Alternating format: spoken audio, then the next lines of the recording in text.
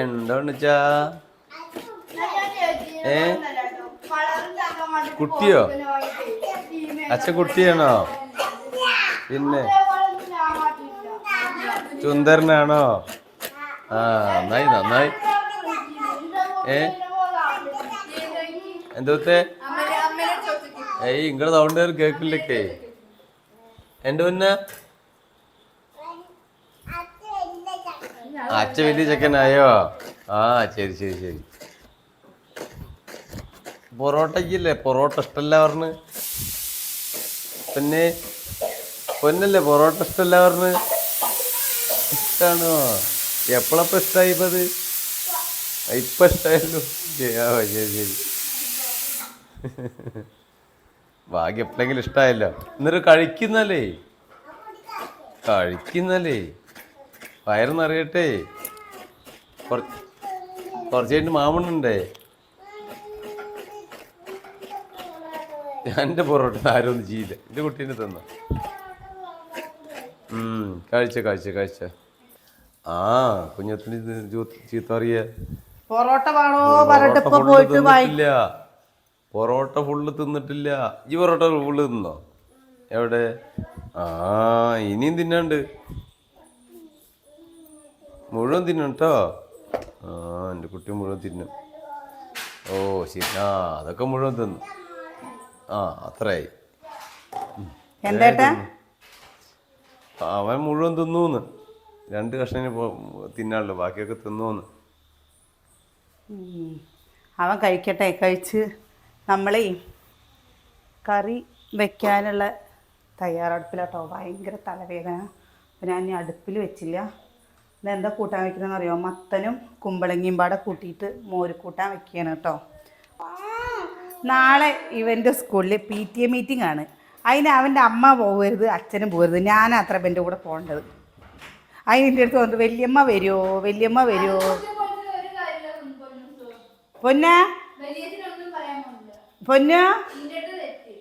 പൊന്നുല്ലേ അങ്ങനെ ഇപ്പോഴേ ബാലവാടി പോയിട്ട് ഓരോ കുട്ടികളില്ലേ ഓരോന്ന് വിളിക്കുന്ന കേട്ടിട്ട് കിച്ചൂന് പോയി വിളിക്കും. ആ പൊറോട്ടയും തിന്നിട്ട് ഇത്ര നല്ല മീൻ കൂട്ടാൻ കൂട്ടിയിട്ട് വെച്ചിട്ട് ചോറിനാട്ടിരുന്നാലോ? സതിയേട്ടനും ഈ പാടെ മീൻ കറി കൂട്ടിക്കോട്ടോ.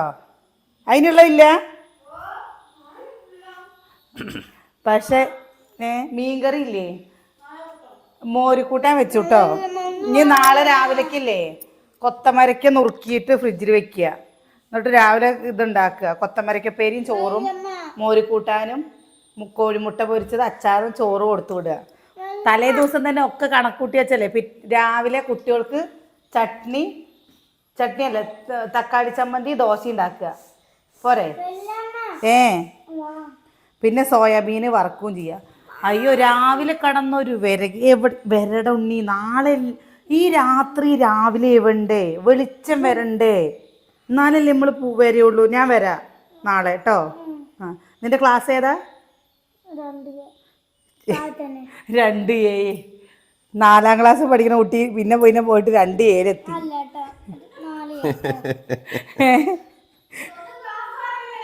അതിനെ പറയണേ 4ാം ക്ലാസ് പഠിക്കുന്ന കുട്ടി പോയി ഈ എന്താ ഇന്ന് ട്യൂഷനും കഴിഞ്ഞ് വന്നപ്പോഴല്ലേ വിശക്കണോ ബിസ്ക്കറ്റ് വേണേ. അത് സൂര്യ ഒന്നും കൂടി എടുത്തോ. എന്താ വിശക്കണേ എന്തെങ്കിലും വേണേന്ന് പറഞ്ഞിട്ട് വാശി തരുന്നേ.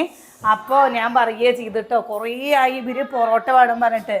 അല്ലെങ്കിൽ രാത്രിയിൽ ഇപ്പം എല്ലാവരും പറയില്ലേ രാത്രി പൊറോട്ട വാങ്ങി കൊടുക്കണ്ടെന്നുള്ളത്. അപ്പോൾ ഞങ്ങൾ രാത്രിയിൽ അങ്ങനെ പൊറോട്ട വാങ്ങാറില്ല കേട്ടോ. പക്ഷെ ഇന്ന് കുട്ടികൾ വേണമെന്ന് പറഞ്ഞപ്പോൾ വാങ്ങിയതാണേ. അപ്പോൾ മഴക്കാലമാണ് പറഞ്ഞിട്ട് എന്താ കാര്യം, എന്തോ ഒരു ചൂടാ വെച്ചിട്ടാ.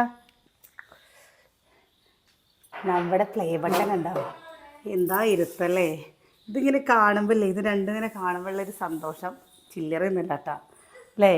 നമ്മുടെ നിങ്ങളുടെ എല്ലാവരുടെയും സപ്പോർട്ടിൻ്റെ അതാ നോക്ക്. എൻ്റെ പൊന്നൂസിൻ്റെയൊക്കെയാണിതേ. കണ്ണാടി ആ ഇതിൻ്റെ ഉള്ളിൽ കണ്ണാടി ഉണ്ടോ? എന്താ കൂട്ടർ കൈക്ക് കണ്ട ചന്തണ്ട് അതാ 2 എണ്ണം ചെറുതും വലുതും. ഇനി നമ്മൾക്ക് അടുത്തൊരു ലക്ഷ്യം എന്താണെന്നറിയോ? അടുത്ത ലക്ഷ്യം എന്താ പോന്നാ? ഗോൾഡൻ പ്ലേ ഗോൾഡൻ ഇതാ തുറന്നിട്ടിരിക്കണത് ഗോൾഡൻ പ്ലേ ബട്ടൺ കണ്ട. ഇത് ആര് കയറി വരിക വെച്ചാലല്ലേ നമ്മുടെ വീട്ടിന് മുമ്പിൽ വരുമ്പോൾ കാണുന്നൊരു സാധനമാണ് കേട്ടോ കുഞ്ചൂസ് ഫാമിലി. കാരണം ഇതിൻ്റെ ഒരു സന്തോഷം എന്ന് പറഞ്ഞു കഴിഞ്ഞാൽ വെച്ചാൽ പറഞ്ഞറിയിക്കാൻ പറ്റില്ല. അത് എത്ര നന്ദി പറഞ്ഞാലല്ലേ നിങ്ങളോട് മതിയാവില്ല കേട്ടോ. കാരണം നമ്മൾ ഈ 11 അംഗത്തുനിന്ന് നമ്മൾ ഇത്രയും ആൾക്കാരായില്ലേ, അതിൻ്റെ എത്ര നന്ദി പറഞ്ഞാലും ഇതൊക്കെ കിട്ടുന്ന സമയത്ത് ഞങ്ങൾ കരയായിരുന്നു കേട്ടോ. കാരണം പാസ്സായില്ലേ, എന്തൊരു സന്തോഷമായിരുന്നു ചോദിച്ചിട്ടാ. അപ്പോൾ അതാണ് പറയുന്നത്, ദൈവം നമുക്ക് എന്തൊക്കെയോ വെച്ചേക്കണ പറഞ്ഞു വെച്ചാൽ നമ്മൾ അതൊക്കെ തരണം ചെയ്ത് അതൊക്കെ എങ്ങനെ പറയുക, അതൊക്കെ കിട്ടും നമ്മുടെ കയ്യിൽ. നമ്മളല്ലെങ്കിൽ നമ്മൾ ആരെങ്കിലും വിചാരിച്ചിട്ടുണ്ടോ ഇങ്ങനെ യൂട്യൂബ് ചാനൽ തുടങ്ങുന്നോ അല്ലെങ്കിൽ വീഡിയോ ഇടുന്നോ എന്തെങ്കിലും നമ്മൾ വിചാരിച്ചേക്കണോ അല്ലേട്ടാ? ഒന്നും വിചാരിച്ചിട്ടില്ല. ചില ഞാൻ ഒരു ദിവസത്തിൽ വെറുതെ ഇത് പറയില്ല കേട്ടോ. ഒരു ദിവസം നമ്മളത് ഓർക്കും. നമ്മളത് ഓർത്ത് നമ്മളില്ലേ നന്ദിയോടെ ദൈവം നമുക്കതിനൊരു അവസരം തന്നില്ലേ എന്ന് വിചാരിച്ച് നന്ദിയോടെ പ്രാർത്ഥിക്കാറുണ്ട് കേട്ടോ. ഇവിടുന്നൊക്കെ എല്ലാവരും ഇപ്പം നമ്മളെ കാണാൻ വരുന്ന അവരൊക്കെ നമ്മുടെ പ്ലേ ബട്ടൺ എടുത്ത് നോക്കും.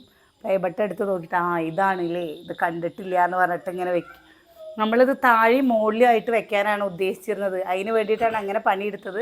പക്ഷേ താഴെയും മുകളിലും വയ്ക്കുമ്പോൾ എന്താ വെച്ചാൽ ചെറിയൊരു എടുത്തിട്ട് അത് താഴേക്കിടുക.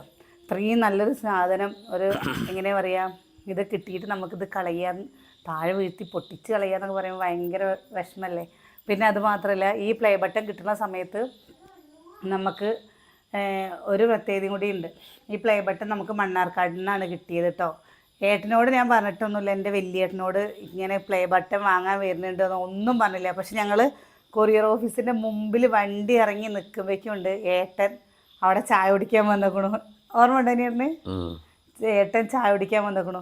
അവിടെ നിന്ന് തന്നെ നമ്മൾ പൊട്ടിച്ച് അത് ഏട്ടനെ കാണിച്ചു കൊടുത്ത് എന്നിട്ടാണ് കേട്ടോ നമ്മൾ വന്ന് അച്ഛല്ലാത്തതിൻ്റെ നമുക്ക് ഒരു ഭയങ്കര ഒരു വിഷമം ഉണ്ടായിരുന്നു. നമ്മൾ എന്ത് കാര്യം ചെയ്യുമ്പോഴും ഉണ്ടായിരുന്നെങ്കിൽ എന്ന് തോന്നില്ലേ. അപ്പം മൂത്ത ആങ്ങളെന്നൊക്കെ പറയുമ്പോൾ അച്ഛൻ്റെ സ്ഥാനം തന്നെയല്ലേ. ഏട്ടന്മാരങ്ങനെ തന്നെയല്ലേ. അച്ഛൻ മരണപ്പെട്ട് കഴിഞ്ഞാൽ പിന്നെ അവർ അച്ഛൻ്റെ സ്ഥാനമല്ലേ. അപ്പം അതിങ്ങനെ കയ്യിൽ വാങ്ങാൻ കിട്ടി. അതൊക്കെ ഒരു ഭയങ്കര പറയുക, ദൈവത്തിൻ്റെ ഒരു അനുഗ്രഹം നമുക്ക് ആ ഓരോ സമയത്തിലേ. അതേപോലെ തന്നെ ഒരു പ്രത്യേകതയും കൂടി ഞാൻ പറയാൻ കേട്ടോ. നമ്മുടെ യൂട്യൂബ് വരുമാനം നമുക്ക് കിട്ടിയത് അച്ഛൻ്റെ കൊല്ലം തികയുന്ന ആ ദിവസമാണ് നമ്മുടെ അക്കൗണ്ടിലേക്ക് പൈസ കയറിയത്. നമ്മൾ അന്ന് നമ്മളെല്ലാ കാര്യവും അറിയണല്ലേ, അന്ന് നമ്മുടെ കയ്യിൽ പൈസ അധികം ഒന്നും ഉണ്ടായിരുന്നില്ല. കുറച്ച് പൈസ ഉണ്ടായിരുന്നുള്ളൂ കേട്ടോ. ഞങ്ങൾ ഇതേപോലെ തിരുവില്ലാമല പോയി. നമുക്കറിയില്ല എന്നാണ് പൈസ വരിക, എന്നാണ് ഇതിൽ കയറുക എന്നൊന്നും അറിയില്ല. ഫസ്റ്റ് വരുമാനം കിട്ടുന്ന സമയമല്ലേ, അപ്പോൾ നമുക്കറിയായിരുന്നില്ല. അപ്പോൾ പിന്നെ ഇവിടെ വന്ന് നമ്മളൊരു 11:30 കഴിഞ്ഞ് 12 മണിയാകുമ്പോൾ വെറുതെ അല്ലെങ്കിൽ ഫോണ് നോക്കാറേ ഇല്ല അല്ലേട്ടാ. ഫോണ് നോക്കിയില്ല ആ സമയത്തൊന്നും. അന്ന് നല്ല തിരക്കുമല്ലേ. അന്ന് വെച്ചാൽ എല്ലാവരും വന്നിട്ടുണ്ട്, ഉച്ചത്തെ ഫുഡ് ഉണ്ടാക്കലും കാര്യം. അപ്പോൾ എന്തോ ഒരു ഇതിന് പോയിട്ട് 11:30 പോയി ഫോണിൽ നോക്കിയപ്പോൾ നമ്മുടെ ഫസ്റ്റ് യൂട്യൂബ് വരുമാനം അച്ഛൻ്റെ കൊല്ലം തികയുന്ന ദിവസം അത് കിട്ടി. അത് കാരണം എന്താ വെച്ചാൽ നമ്മുടെ അച്ഛൻ മരണപ്പെടുന്നതിൻ്റെയൊക്കെ മുമ്പേ നമ്മൾ വീഡിയോസ് എടുത്തിരുന്നു. ആ സമയത്തൊക്കെ ഞാൻ ക്ലിനിക്കിൽ പോയിരുന്ന സമയമാണ് കേട്ടോ. അപ്പോൾ ക്ലിനിക്കിൽ നിന്ന് വരുന്ന സമയത്തും അതേപോലെ നമുക്ക് ലീവുള്ള സമയത്തൊക്കെയാണ് നമ്മൾ വീഡിയോസ് എടുത്തിരുന്നത്. അപ്പോൾ എന്താ വെച്ചാൽ അറിയാലോ, അമ്മയ്ക്കൊക്കെ ആ സമയത്ത് കൊറോണ പിടിച്ചിട്ട് ഞാൻ ക്ലിനിക്കിലും അപ്പോൾ രണ്ടാമത്തെ അനിയൻ്റെ വീട്ടിലായിരുന്നു അമ്മ. സുഖനിക്ക് ചെറിയ കുട്ടികളായിരുന്നു. ഭയങ്കര ബുദ്ധിമുട്ടായിരുന്നു കേട്ടോ. നല്ല രീതിയിൽ ബുദ്ധിമുട്ടുള്ളൊരു സമയം. ഏട്ടൻ്റെ കൈ കേട് വന്നിരിക്കുന്ന സമയം. ആ ഒരു സമയത്ത് രാവിലെ നമ്മൾ ഇവിടുന്ന് 3 കിലോമീറ്റർ അപ്പുറം വേണം നമ്മൾ ക്ലിനിക്കിലേക്ക് പോകാൻ. രാവിലത്തെ എല്ലാം കഴിഞ്ഞ് നമ്മൾ ക്ലിനിക്കിലേക്ക് പോയി. ചില കൂട്ടുകാർ പറയും വീട്ടിലെന്താണ് പണി, ഞങ്ങൾ രാവിലത്തേക്ക് ഒരുക്കിയിട്ട് ഞങ്ങൾ ജോലിക്ക് പോകുന്നുണ്ടെന്ന്. ഞാനങ്ങനെ എൻ്റെ കിച്ചു 4 വയസ്സായപ്പോൾ മുതൽ ഞാനും പോരുന്നതാണ് കേട്ടോ. ചെറിയൊരു വരുമാനത്തിന്. ഒരുപാട് വരുമാനം എന്താ ചെയ്യുന്ന, നാട്ടിൻപുറത്തൊക്കെ അല്ലേ ഒരുപാട് വരുമാനം. ആദ്യം ഞാൻ പോണ സമയത്ത് എനിക്ക് 3000 രൂപയാണ് കിട്ടിയിരുന്നു. ആദ്യം സ്റ്റാർട്ടിങ് അതെന്താ വെച്ചാൽ നമ്മളവിടെ പോയി അവിടുത്തെ സ്റ്റാഫ് നമുക്ക് പഠിപ്പിച്ച് തരണം. എന്തായിരുന്നു പണി പറഞ്ഞു കഴിഞ്ഞാൽ പേരെഴുതുക, ഡോക്ടർക്ക് വേണ്ട സാധനങ്ങൾ ചെയ്തു കൊടുക്കുക, അങ്ങനെയൊക്കെ തന്നെയായിരുന്നു കേട്ടോ. അപ്പോൾ പിന്നെ നമ്മൾ സ്വയം ചെയ്യാൻ തുടങ്ങണമല്ലോ, അതിൽ മിക്സ് ചെയ്യേണ്ട കാര്യവും കാര്യങ്ങളൊക്കെ നമുക്ക് അവർ പഠിപ്പിച്ച് തന്നാലല്ലേ നമുക്കാവുള്ളൂ. അപ്പോൾ എൻ്റെ കൂടെ തന്നെ ഒരു ചേച്ചി ഉണ്ടായിരുന്നു.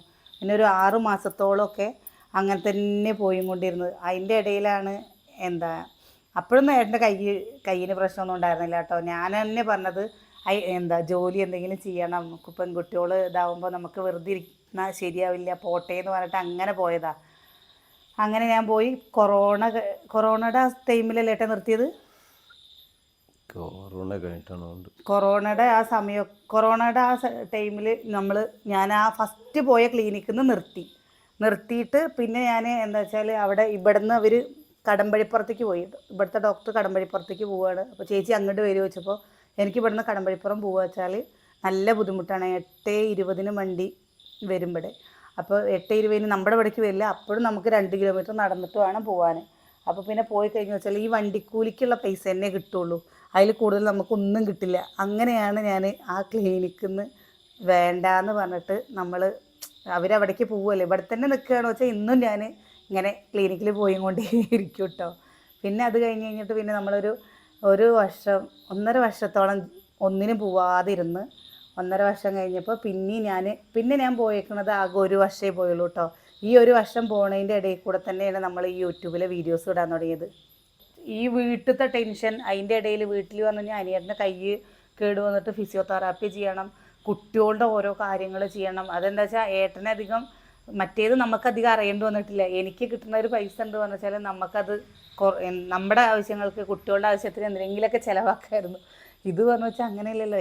നമ്മൾ കുട്ടികളുടെ ഫീസാണെന്ന് വെച്ചാൽ അനിയൻ ചെയ്യില്ല എന്നല്ല പറയുന്നത്. എത്രയും ഒരാളെ ബുദ്ധിമുട്ടിക്കാൻ പറ്റുക. എനിക്ക് അന്ന് കിട്ടിയിരുന്ന പൈസ 4000 രൂപയാണ് അല്ലേ?